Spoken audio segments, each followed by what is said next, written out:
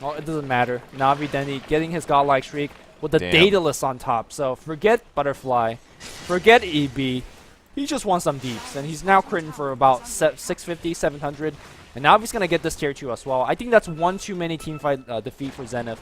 Perhaps if they just waited for a BKB on their OD, maybe they have a successful teamfight. But you see that Yamate just plays somewhat over-aggressive in that engagement, gets Fissure from the fog, and he just never really lived to see the light of day again. He was able to Astro himself, but the Braze was waiting for him when he came out. Yeah, they didn't really have a hero. They don't really have a hero that can be up in the front, and other than Razor, of course. And maybe they should have put Ice Ice Ice out in the front rather than the OD. Let him eat the Fissure, let him pop BKB, disable Earthshaker, and start the fight. But it didn't work out like that. The Fissure started things off, and he started off losing pretty much all of his HP. Did he right-click anything to even use his sheep? I didn't see much at all. No. So again, you question about Yamate being so forward in the front line. I think Zenith, if they're going to lose this game, they're probably not going to lose right about now because it'll probably give it another 10, 15 more minutes because XY is going to be able to defend against this if he doesn't get picked, right? He should always have buyback as well. Is he thinking about Dagon? Yes, he is. So there are very little BKBs on the Radiant side, so Dagon is going to be fairly effective.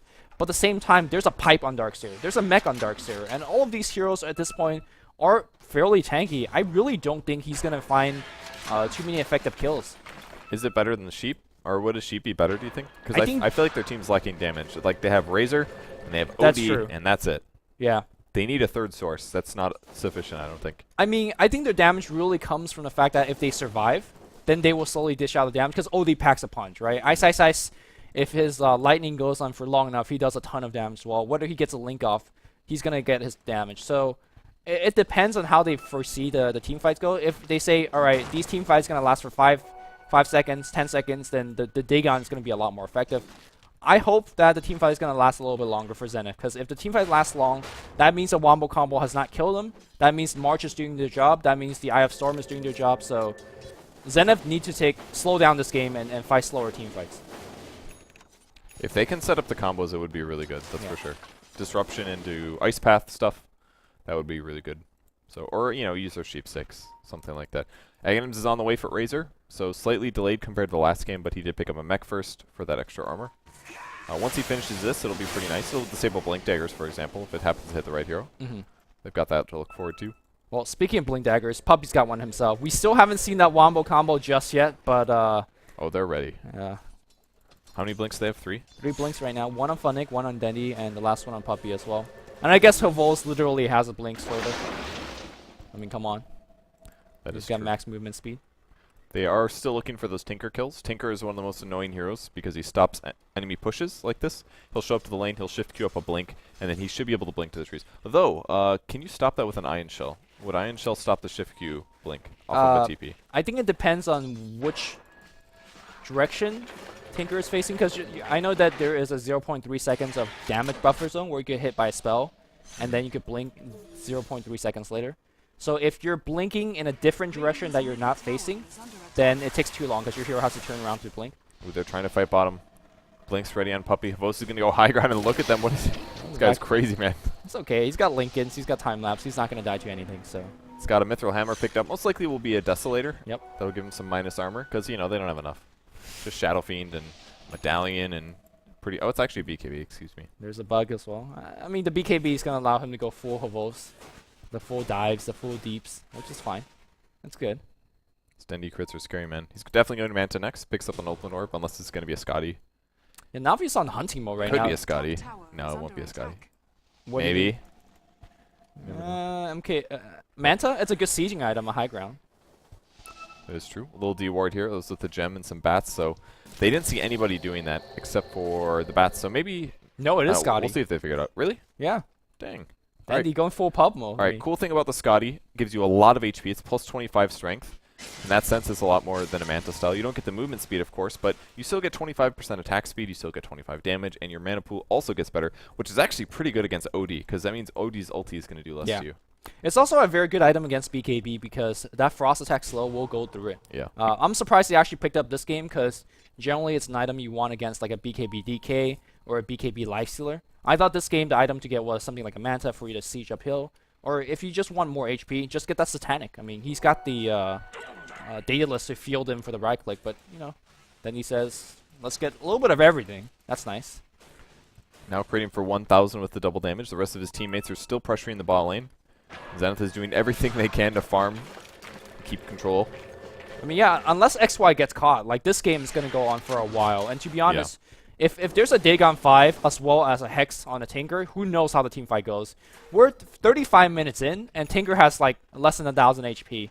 His score is completely negative, but I don't think that's indicative of his play, just the lane that he was put into and the role that he's given on the team.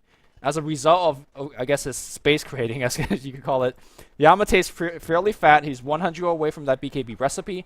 Ice up top is 800 away from these Acceptor. So Zenith has some big item pickups. And if they don't die in the next 3-4 minutes or so, they might get enough momentum and items back in the game such that they could maybe win a team fight. And Zenith is trying to defend some more. Navi's in position to dive mid, but I don't think they'll run right through this. They will push some of the creeps out, and Ice is going to do the same.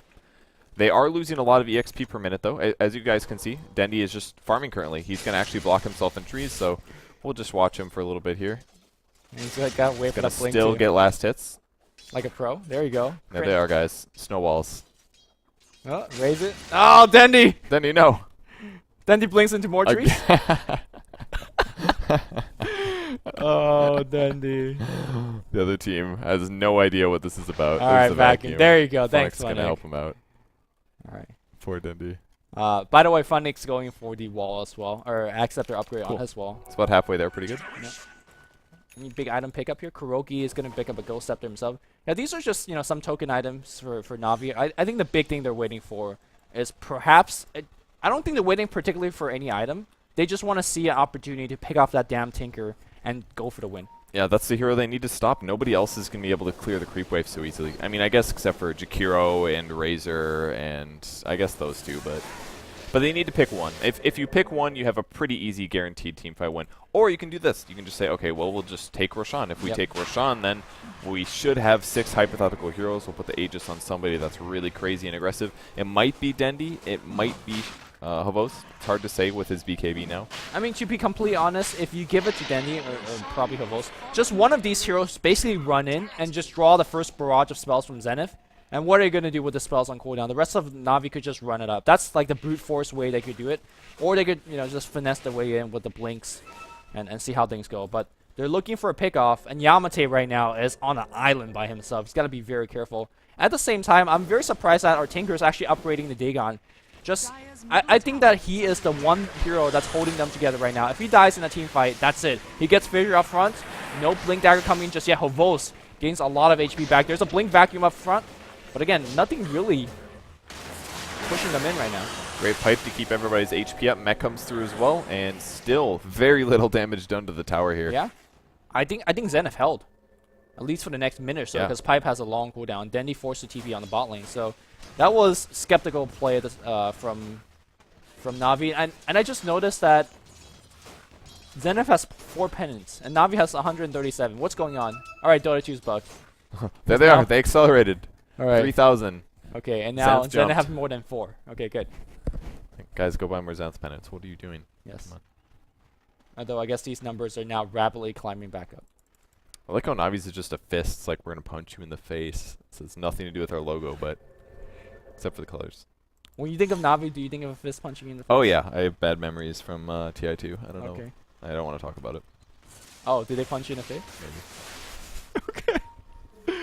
Well, that's per story time for another day, unless it's out there and I don't know about it. Ice, by the way, has access. The entire Zenith team is playing YOLO mode because none of them has buyback, but they're playing as if they have buyback. They're like always in the front line. I'm talking about Yamate, who just got Echo Slam up top. He does have buyback. He's got the Force. He's got the BKB. He's gonna go fight right now, but well, he's got a little bit of help. Where's the ultimate TP out? Oh, he's got the buyback, and now XY, he doesn't have the buyback. Where's your blink? He blinks back out. He gets seen the fissure. Is going to get him, right? Where's the fissure? Oh, the vacuum, the fissure. And XY's dead, and he definitely does not have buyback. They're in big trouble. That is exactly what they needed. They finally got some kills here. A little unfortunate for Yamate that he was at that point in the map, because he tried to force down, and normally go a lot farther, but he probably stopped here and got pushed back up, which happened to be within range for the Weaver. So Little unlucky for him there that his TP didn't work out. No, so. he actually doesn't have the buyback. He's short like 40 gold, and I don't think he's going to get his 40 gold unless somebody can get a tier 1 tower somewhere. And now Navi's going to have about 40 seconds to push in. I mean, again, when you don't have buyback, there's no way you could be out that far. And I think Navi's going to get themselves a free win, basically, now. Free win is a very strong term. I mean, in theory, Zenith could have stalled out the game for a long, long time, but Ice gets Blink on the high ground. Nice defensively disrupt, and here is the Requiem on Ice. Pops up BKB. They're still surviving. Havos is just going on the front, doing all sorts of damage. Ice is going to get picked off as well, and that's your 4-man team wipe. And that is the Onion sound that you guys have been waiting for. Navi has not dropped a kill in a very, very long time, and now they're finally going to get the mid-racks. The missiles come through. The pipe is dropped as well. That's going to stop all of the plasma field, excuse me. And here comes the march. Hurting quite a bit. There's the surge, and the mid-racks goes down. OD has respawned. Will they be able to clean anybody up? Havos actually still wants to fight. Who's he going to choose? It's going to be, there's the vacuum. Great Fissure. Can they cast more? Enchant Totem catches one. Tinker goes down. Yamata goes down. Ice trading hits with Dendi, but the crit is way too much here, and 5 are dead again, only losing the 2 support heroes.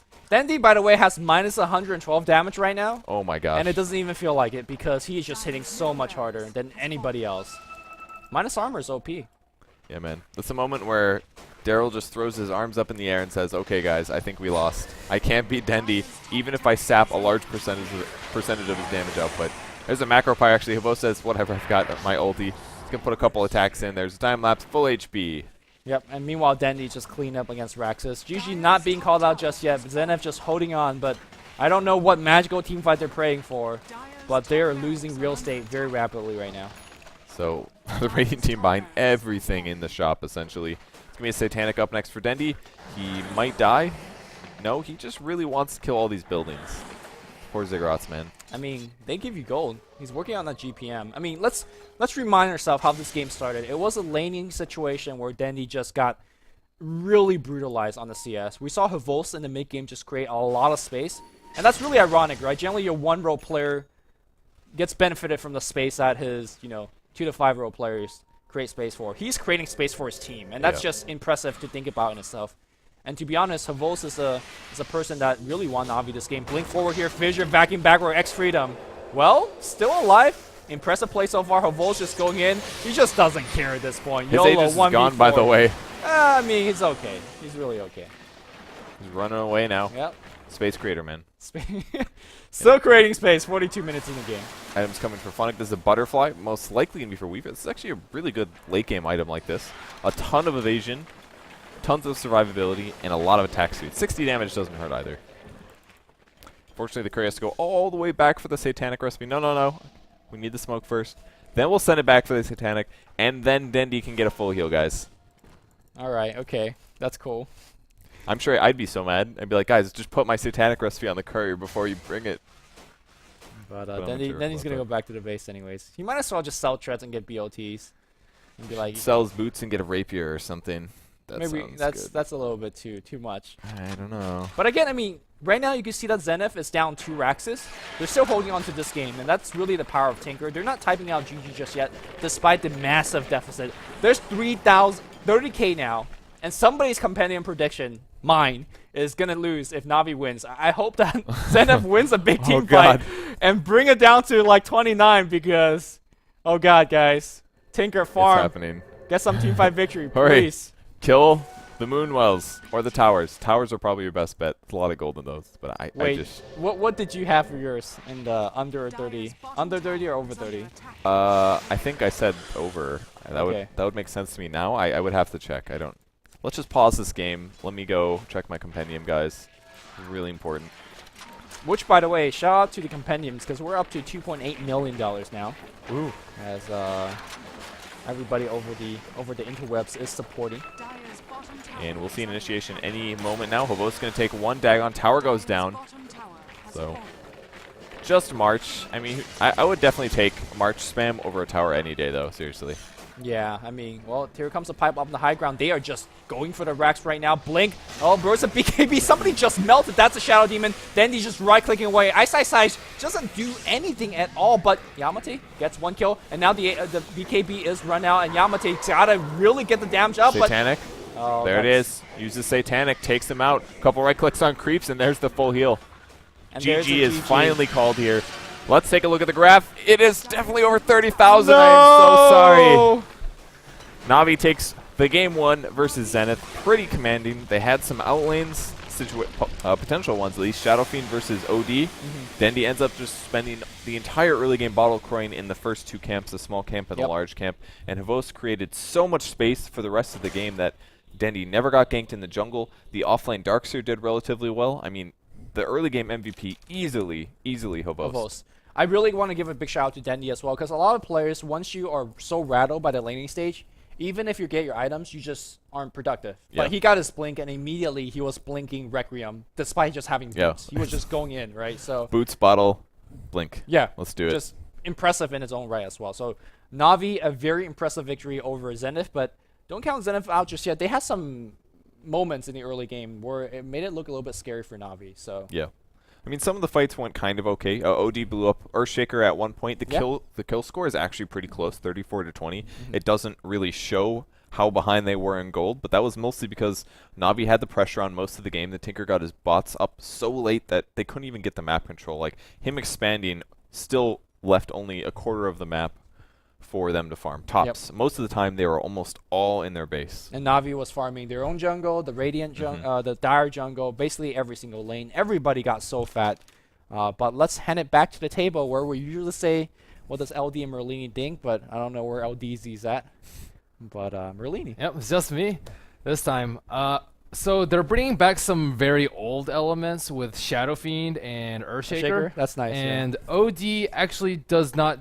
I mean, Shadow Fiend does decently versus Obsidian Destroyer, Outworld Devourer, whatever his name is, because he's not that reliant on his mana. It's only 75 mana on a raise, and if you get low on int, you can just like bottle up, and then once all your int comes back up, you can use like 1 bottle charge to refill like 300 mana. It's actually kind of cool, and he can like push out the wave, and he can still farm neutrals and stuff, and he has a lot of right-click potential later, and BKB absolutely destroys Outworld Devour if you can farm it. And Shadow Fiend is actually one of the better heroes at farming from a deficit. So I think that it's a decent counter. It's not like a great counter, but OD really shines in the laning phase, but Shadow Fiend can kind of get past that with the mid to late game. And Denny played a fantastic one. The Blink Rush was actually pretty awesome. Is this the hero that beats OD? Because everybody's. I wouldn't say it doesn't beat him, but it works well enough in the mid game. OD will win in the lane, but you will win in the mid game because the BKB rush is a natural progression on him, and he can catch up and farm outside the lane very easily. If you get zoned out, you can just farm neutrals almost as fast as the lane, and OD's going to get free farm anyway, so it doesn't really matter that much, and you're less susceptible to ganks. So also the Shaker I think was pretty cool too. They paired it well with the Darkseer, I believe, and it was just it's more old school stuff. So I like how they're bringing more elements back, and they played it pretty well. It looked like Zenith was like doing decently in the early game, but just way too much off. Our Denny was just hitting like a truck. I like the Scotty build too. Just a lot of HP. You can't focus him down during BKB when he has a Scotty. Yeah, during the last team fight where Yamate got the Hex off against Dendi, Dendi in Piglet form was running towards Yamate and be like, come at me. Yeah, and then after it was over, he turned on Satanic. I like it too because you can also go HOD as well if you feel like you need armor or lifesteal, and I mean, you do so much damage without any items. You have so much damage from the 70 damage from the souls, -6 armor. You don't really need damage items unless you just want to be a glass cannon. But you want to be able to stand inside the march, tank an OD ult if possible. You have stats to try to mitigate some of the damage from Sanity's Eclipse. It's just a pretty good item overall. I like the old school build, and I like the new heroes. More new heroes. Yeah, you're going to lose a lot of compendium predictions, by the way, Lumi. Did we break a lot of records? Was there anything else that we missed? Yeah, well, I mean, there's a compendium that says who's going to get the most ultra kill in a single game. I don't know who I put for that. Dendi? Dendi, did he get an ultra kill this game? I believe so. How about like most ultra kills with just brown boots? That should be a stat, I think. I think Dendi's winning that. I would it's put underrated. 0, right? Nobody would do that, but it's like, no, not possible. Yeah. I mean, you can blow people up into like a fissure stun, which we saw a couple of times too. That's the ridiculous damage output of Shadow Fiend. So Purge, any closing point before we take a quick break for game 2? No, I guess we're right on track for our predictions here. Zenith having some trouble. Great play out of Havost, mostly. Good job to you. I know you're not watching. Oh yeah, Havost. He's redefining the carry role. BTS is approving the 4 Havost. Dude, he's not even a carry player. He's a space creator. He is the space creator. He's like a 1.5. He's playing that support role again. Damn. Remember when he No, plays he's like support? 1.5 hero role. It's like Okay. in between the 1 and 2. 2 is space creator. 1 is Alright. carry. He's like doesn't really fit into either. It's kind of cool. Okay. The hero fit him. Well, we're going to be back for game number 2 momentarily. Thank you guys for joining us. We're going to take a quick break, and for Zenith and Navi, that's going to be coming up next.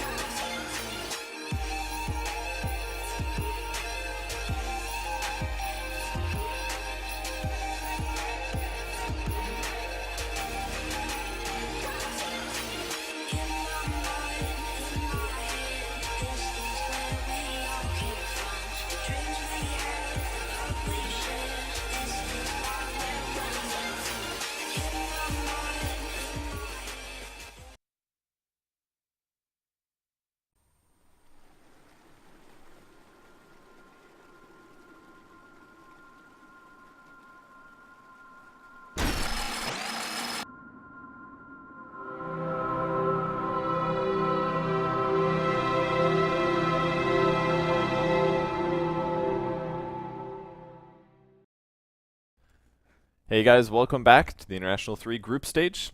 We're going to be watching Navi versus Zenith Game 2. My name's Purge. I'm here with Luminous. We are at the Beyond the Summit studio in California. It's wonderful here. You want to Because tell of them the our air address conditioning. too? Or? I mean, I was really close. I was Okay. like, You know, a lot of Purge stalker out there just taking out their notebooks right now. yeah, man, I saw those comments. Yeah. I'm looking right at you.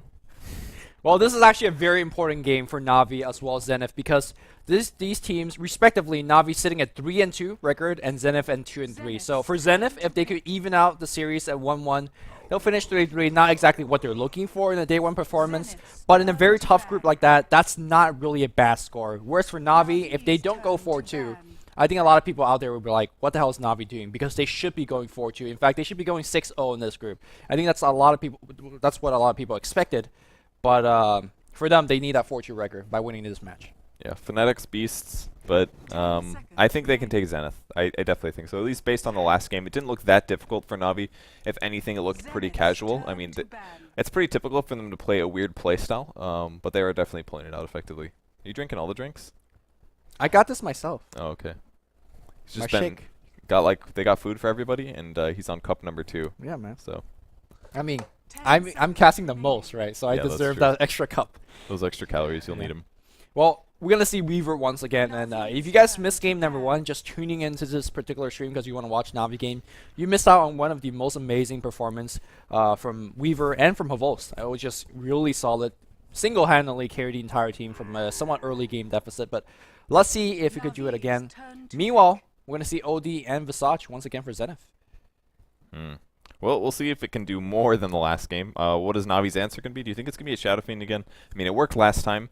They could just easily gank the Shadow Fiend more. They killed him once mid, if I remember correctly. And Yeah, they did. And then they gave up because he stopped being there. He's like, okay, let's give up the mid lane, go farm the jungle.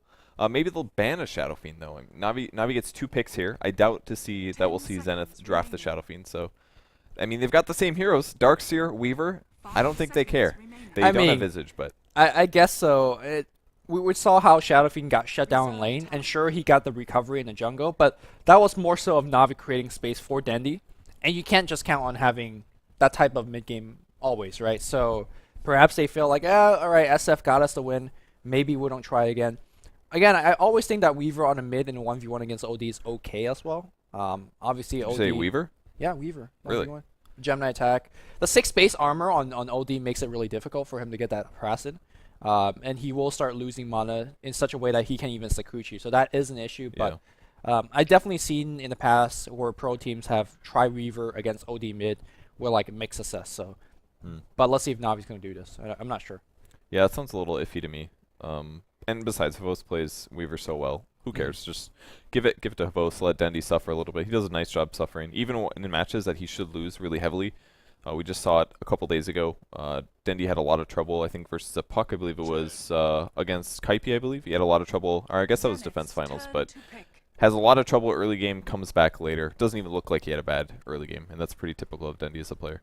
I'm suggesting Weaver mid so I could have a Pudge safe lane. Because Pudge mid against OD is just not happening. Jody. Pudge against OD is just not happening. So, and I want to see a Pudge, right? So It's like 1 banish and you can cast 0 spells. yeah, and you get outlaned horribly by OD. Yeah, I mean, I guess you could rot him, but he'll just banish you and walk away. I mean, OD has a pretty good advantage in that one. So Well, maybe we're not going to see a Pudge this series, which is breaking everybody's heart. What about Zenith? What are they going to draft? Razor is one of their go-to hero. In fact, I think they picked Razor practically every game that we have casted them in. Yeah. And they banned it up themselves. So Tinker is a possibility. Hopefully they don't just suicide lane him anymore. What else do these guys play? They have wacky strategy. We've seen them play Axe in the past. They play things like Timbersaw. They themselves banned Alchemist, so we won't be able to see Ice carry their team that way. Juggernaut is one of their go-to hero as well. Really? Yeah, Ice usually play on the long lane all the time. But he's not their long lane player anymore. XY is. And in fact, XY so far has not been turning heads in terms of playing really good off lanes. Because every time I see him play off lane, he's been dying quite a bit. Yeah, I haven't watched too many other games before today, but he definitely did feed a lot on that Windrunner game. Yeah. But they still won, so it's okay. Well, last game was a little bit of a stretch. So let's see if Zenith is actually taking quite a bit of the reserve time thinking about this particular pick, maybe angling for a particular direction of how this game is going to go. But what Navi is strong right now is they're really good at laning, I think. Weaver is going to give you that strong lane in terms of either staying alive against aggressive trialing, or if you sense weakness, like against a Tinker, for example, you just go for kill. Darkseer is going to give you good lanes, and Chen is going to give you that good lane in the jungle, getting that EXP, getting that gold. So there's a line being picked up. That's something that we don't see too much. They burned a lot of time to do that, by the way. But probably their main goal is, number 1, Line is one of the best disabling heroes in the game. As a support, he is usually a little ineffective. First of all, pretty low HP, pretty low base armor. He takes a lot of levels to be effective. He gets really good starting level 9, essentially. He'll have his great Earth Spike, his Hex will be a long duration, and he'll have Finger of Death. But even if you get him to 6, he's pretty happy as a hero. And Hex does do a pretty good disable at low levels. But the main goal is they'll have enough disables where they should be able to shut down Weaver. Yeah, I really don't like him as a support because I think he truly shines once he hits level 11. And as a support, you rarely get that kind of experience gain early on to hit 11. And the reason between hitting 11 is that your Finger of Death cooldown gets so much better. That level 1 Finger of Death is really good nuke. It's really high damage for a level 6 ultimate. But at the same time, the cooldown is like, it's Goes from 160 to 100, and Yeah. then 40 seconds at the. It's such a 16th long level. cooldown at the first level. You just use that thing on the mid lane or wherever, and you feel like, when is it ever coming back off cooldown again? It's longer cooldown than a freaking